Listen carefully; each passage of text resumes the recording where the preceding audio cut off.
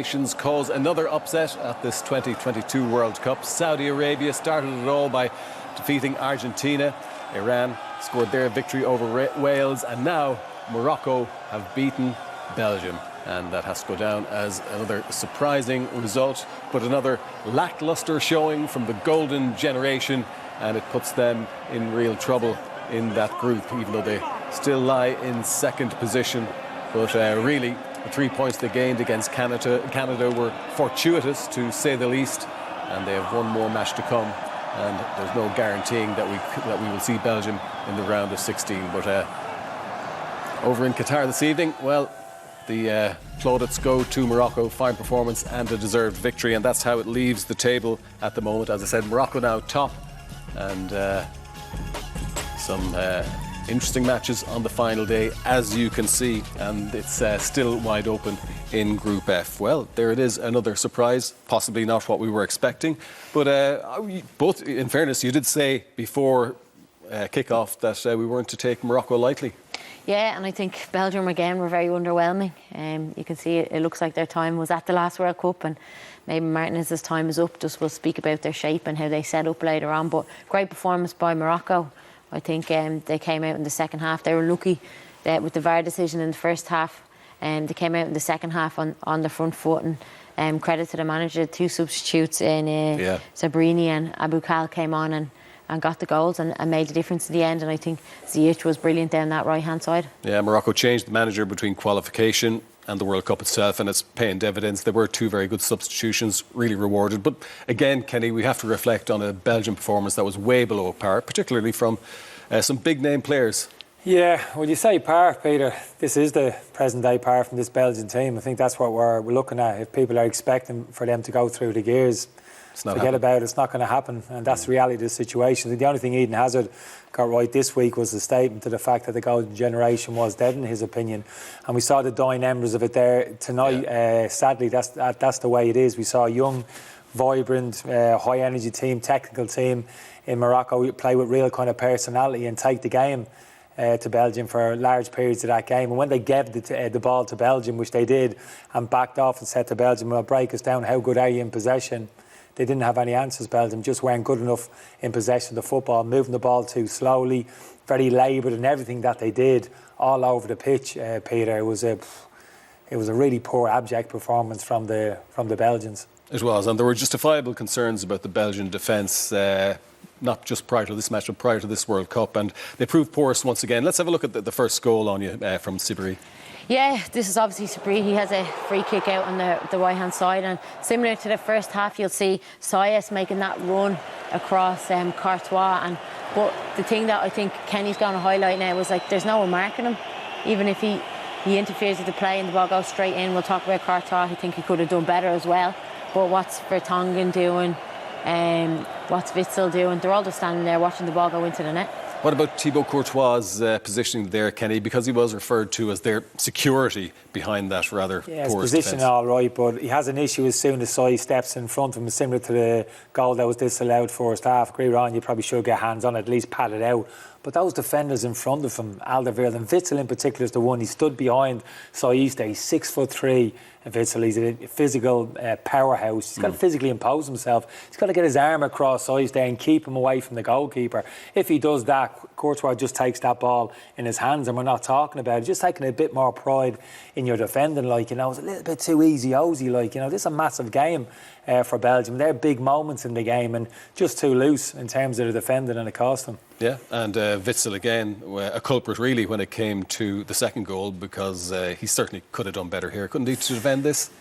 Yeah, of course he could have done. Yeah, he was lucky to be still on the pitch. I was very surprised, scratching my head when Anani came on and he stayed on the pitch when Martinez made the substitutions. He's gone back to centre half here, Pete. He's all over the place. His socks are down.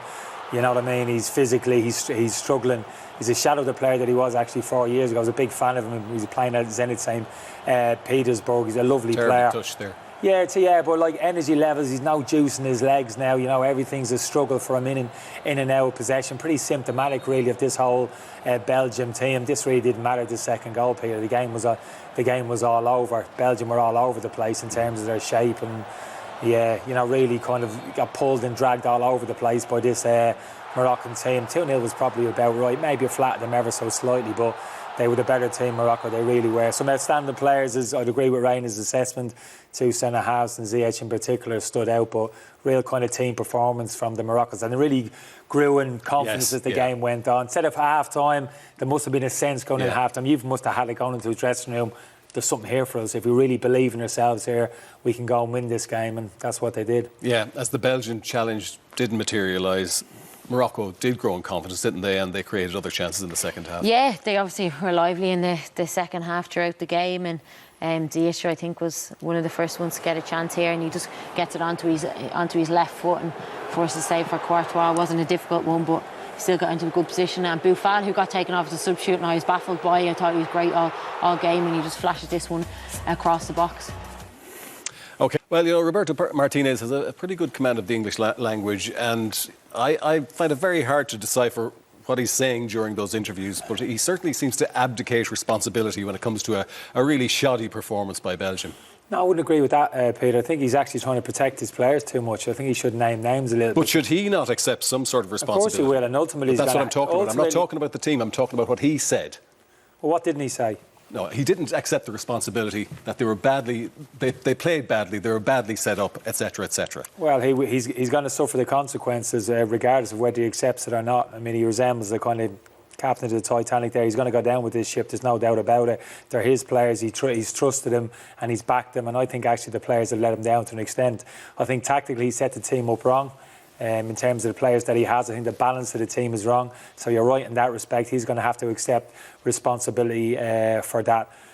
It's just not working. We had our reservations before the tournament started in terms of the players in key positions on the pitch to combine the partnership of De Bruyne and Hazard. Could you accommodate both those players in one team? I don't think you can, and we've seen the evidence of it over the last 2 days. So there's no quick fix here. It's as simple as that. He's got a couple of youngish players on the bench, Vert Faust, De Keltier, and of course Trossard, which I think can help this team. A change of formation will help, but it's going to take time. And I'm not too sure he's the man who's going to take this team forward. And he probably recognises that, Peter, deep down. He accepts it. Except not in the interview. But Thierry Henry was the man he brought in to try and improve matters up front. That really hasn't borne fruit either, has it? Yeah, not really. I think they struggled up front today. I think Botsway, obviously, we spoke about at half-time, he was poor. Didn't really create many opportunities in front of goal. Any attempts they had were probably half chances. Here we see Hazard just running at the defenders, and he does a little shimmy and he manages to get into the box and get a strike away and forces a save from the keeper. And then again we have this time Martinez, he's just on the pitch and he drives through the middle, and Vertonghen from a set piece. And the amount of set pieces they had, we talked about, they had 6 corners at half time, they had several again in the second half. They failed to make any of them count. Yeah, and Kenny, you mentioned how he set the team up and essentially he was using 2 10s. That didn't seem to no, it hasn't worked because it costs the team, Peter. They can't press high up the pitch, they haven't got the legs. We'll set it up here, you can see it. Batshuayi is the lone central striker. This is what we're talking about. De Bruyne has it as those 2 number 10s in the pockets. But you've got to get him on the ball. You've got to get him on the ball on the half turn and producing in the last third of the pitch. It doesn't help you have a centre forward who's got a bit of a trampoline foot and can't keep the possession of the ball. But they had enough possession of the ball, Hazard in particular, to affect this game. But they're just not producing enough. It's as simple as that. This is Hazard early in the game. At his best, Peter, he'd drop his shoulder here, quick dynamic movement, he'd get away from people. He can't do it anymore. He's getting closed down, people are getting tied to him, making tackles, hasn't got the juice in his legs. He's just not playing at the level that he was. And this is what I'm talking about. You're carrying this lad now. He's just not doing it. He's just not doing enough. And he's not doing it in the right areas of the pitch. This was the only time that he carried the ball into the last third of the pitch and affected the game in the entire 90 minutes. It's just not good enough, Peter. De Bruyne has been off form. I understand that, but we know there's more to come from De Bruyne. De Bruyne is the type of player that you have to build a team around. Eden Hazard has had his day at club and international level. He's been a brilliant player, don't get me wrong, but he just can't produce that level of performance anymore, and somebody's got to recognise it and take him out of the foreign line. I don't think it's going to be Martinez. In all probability, it's going to be the new Belgian manager. Yeah, and of course, I mean, they're still in with a chance in the group, but they face Croatia, who this afternoon play Canada. And from what we've seen from Belgium so far, you certainly wouldn't even fancy them against Croatia to get anything out of that game, would you? I don't think so. I think we're having the same conversation that we probably had after the first game against Canada. Is Robert Martinez brave enough to change his shape? Is he brave enough to take Eden Hazard out of the game? Yeah. And I don't think so. So is he going to be forced into making them changes now and bring on the players that we spoke about? Obviously, Lukaku is going to be back in the mix as well. And can we see De Bruyne getting back to his best? He just looks quite frustrated out there. He looks low on confidence. Yeah. They lack like belief. I feel like they look like they're playing like they're gone stale. But I think he's at such a low level now, Martinez, in terms of reaction from back in Belgium now. I think it's going to force his hand in terms of how he sets up the team. I think we'll see him play that 4-3-3, how he finished the game today. I think we'll see Hazard out of the team and maybe one of those two other players introduced into the team. Bert Faust at centre-half, I'm a fan of establishing his reputation at Leicester. Trossard I spoke about before, I don't need to talk him up enough. He's got nothing to lose, Peter. At this rate, he's out the door.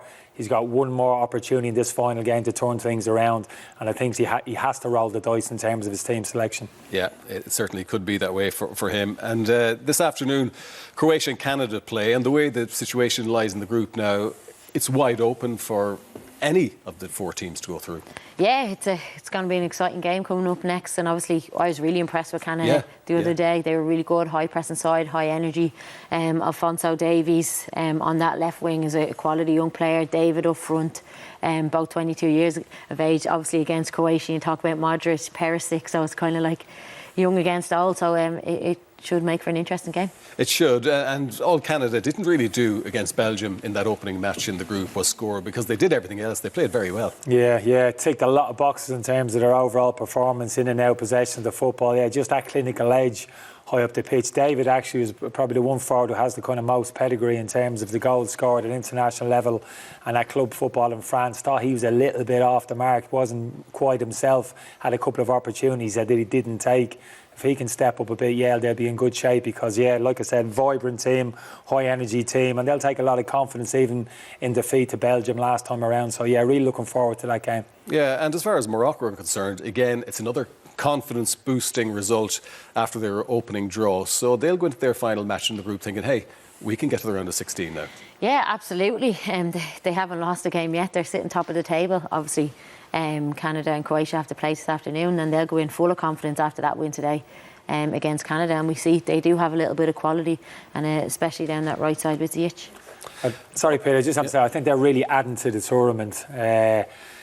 Morocco today, Tunisia, Saudi Arabia, and the support that they're actually bringing to the games in terms of atmosphere. We're really struggling some games in terms of getting that real kind of atmosphere inside the stadiums, but those teams in particular and their supporters have really elevated the tournament. Thank God they're there.